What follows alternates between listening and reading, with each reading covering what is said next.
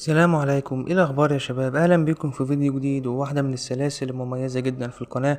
بس قبل ما نبدا صلي على النبي وياريت تعمل لايك واشتراك في القناه. باختصار شديد السلسله دي بتقدم لك مراجعات وريفيوهات عن العاب جامده جدا ومميزه، وممكن تكون احسن من العاب دلوقتي بس للاسف ما خدتش حقها، ومعظم الناس ما كانتش بتلعبها. والالعاب دي ممكن تكون من الالعاب القديمه اللي كلنا لعبناها زمان وحبيناها، وممكن تكون جديده كمان.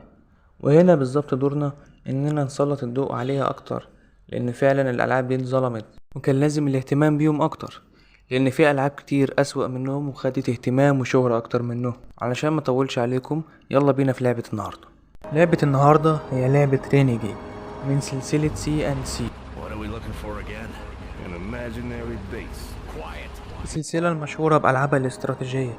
بس المرة دي اللعبة 3D. اللعبة حاولت تكسر قواعد السلسلة الاستراتيجية بإنك تنزل في أرض المعركة بنفسك، لكن كتير ما قدروش يفهموا قيمتها.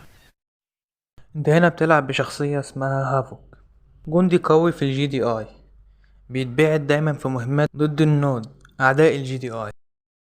ننتقل للجيم بلاي. التحكم كان بسيط جدا لكنه كان سلس، الأسلحة كانت كتير من مسدس عادي لحد ريل جان.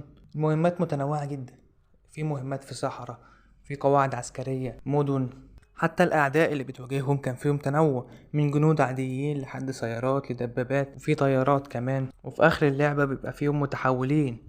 المهمات متنوعة جدا. بالنسبة للجرافيك، اللعبة نزلت سنة 2002. طبعا الجرافيك مش هيكون زي دلوقتي، بس وقتها كانت مبهرة. الأسلحة والأصوات وحركات الشخصيات، كل حاجة فيها كانت مميزة. واحدة من أكتر الحاجات اللي بتميز اللعبة هي مود المالتي بلاير، وده واحدة من الحاجات اللي مخلياني لسه بلعب اللعبة لحد دلوقتي. المود ده ببساطة عبارة عن إنك بتبقى في معسكر الجي دي اي، ومفروض إنك بتحارب المعسكر بتاع النود.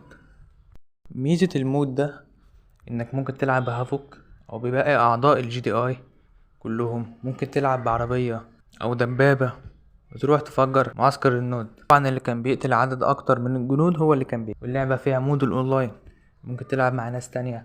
للأسف اللعبة ما خدتش حقها، ناس كتير قالوا الجيم بلاي بسيط أو القصة مش طويلة أو الجرافيك قديم، بس الحقيقة رينيجيت كانت محاولة جريئة جدا إنها تكسر نمط السلسلة وتدخل عالم جديد.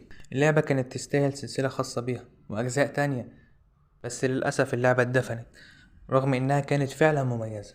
لو بتحب سلسلة سي ان سي أو كونكور وعايز تشوفها من منظور مختلف، لازم تجرب رينيجيت.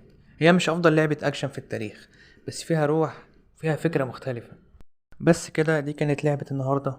ياريت لو عجبك الفيديو تحط لايك عشان أعرف إن اللعبة شدتك، وتعمل اشتراك في القناة عشان يوصلك بقية اللعب. وياريت تكتبولي في الكومنتات ايه أكتر لعبة حابين أتكلم عنها الفيديو الجاي، أكتر لعبة لعبتوها وحسيت إنها مظلومة فعلا وإن الناس ما بتتكلمش عنها. وصلى على النبي، والسلام عليكم.